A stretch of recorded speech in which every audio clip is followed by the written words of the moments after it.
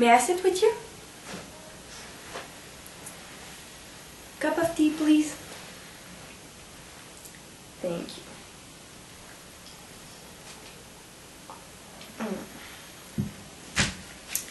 Bonjour tout le monde. Welcome in the 17th century. Actually, I'm in France, my beautiful country. I was talking to some of my friends in this salon thé, where all the philosophers meet to have some political discussions. I shall take no more time to present myself. My name is François-Marie Arouet, but you shall never say it to anyone. In fact, while we talk together, I will use the name Voltaire. That's the pseudonym I use when I want to express myself without being put in prison or even being killed by the king. Yes, you heard well. I even go in exile sometimes. You must wonder what I do to deserve that kind of treatment. Well, first of all, let me explain you from where I come so that you can understand better. I was raised in a rich family and my education was given by the Jesuits, but I am atheist. I stopped believing in God when I realized how much the church abused the people, the poor ones more specifically. Since my childhood, I've always wanted to become a poet. All these reasons led me to become a man with convictions of democracy and freedom. So now the thing is that, even though I am from the high society, as they call it here, but I don't like that term, well, I defend people's rights.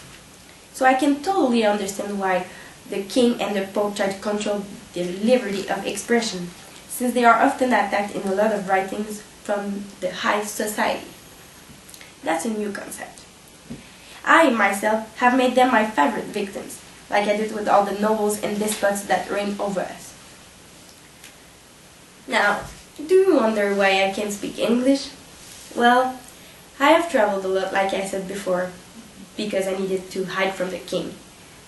So I went to England once, and I just loved the work of Shakespeare, Newton, and Locke. In England, I wrote the Lettres philosophiques.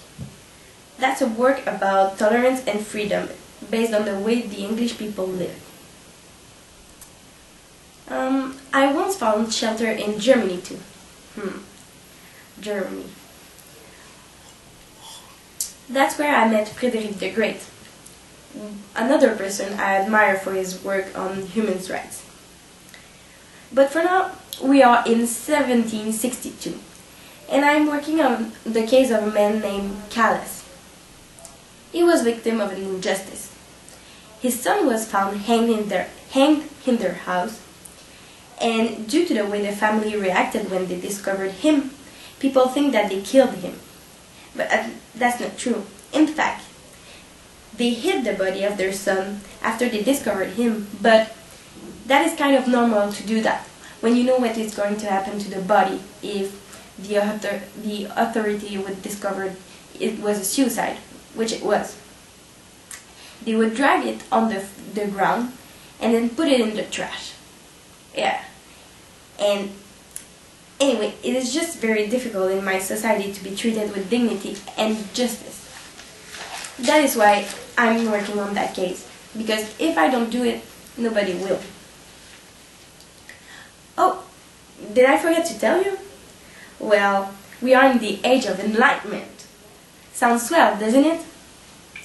Yeah, I guess we can say it is, because people are finally fighting for their rights. The name of this era represents the constant fight against obscurantism.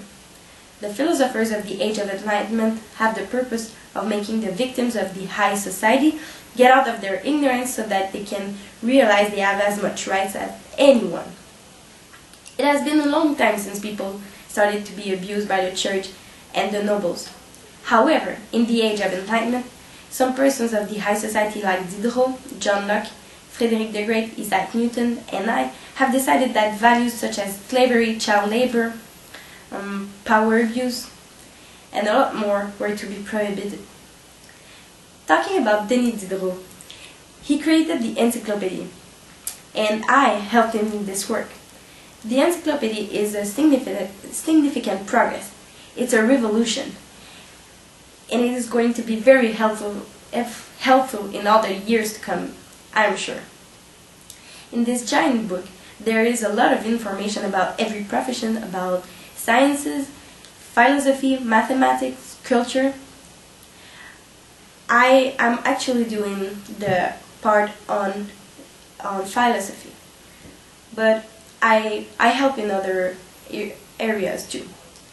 And it's the first time that such a book is published because it brings freedom of knowledge to everyone, since it is a book to which even the poor ones have access.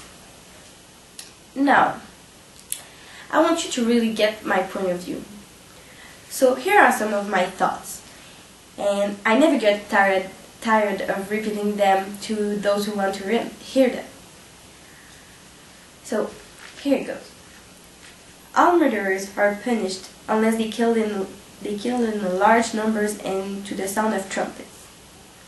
Anyone who has the power to make you believe absurdities has the power to make you commit injustices. As long as people believe in absurdities, they will continue to commit atrocities. Every man is guilty of all the good he did not do. I do not agree with what you have to say, but I'll defend to the death your right to say it. So, here is what I think is the description of liberty. Everyone has it.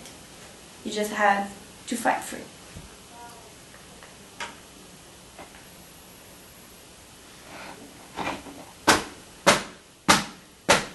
Oh no, the king is coming. I must go.